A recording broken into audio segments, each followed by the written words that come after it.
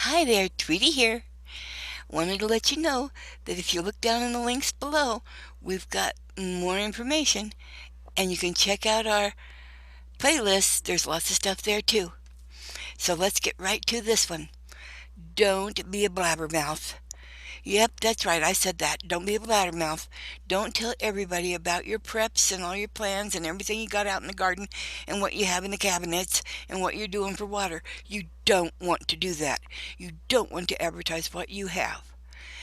If and when a disaster strikes, you will have a line of people at your door and you won't be able to do anything for all of them. So keep your plans within your family and select a small group of trusted friends to share things with. There's a story in the Bible about a man who did just that and lost everything he had. You don't think the Bible's got the word for us to be able to know what to do today? It does. And so if you like this little tip and you want to hear more, give us a like, subscribe to us, because we are here to help you stay safe and get control of your life, especially when those emergencies happen. God bless. Have a wonderful day. Angels all around.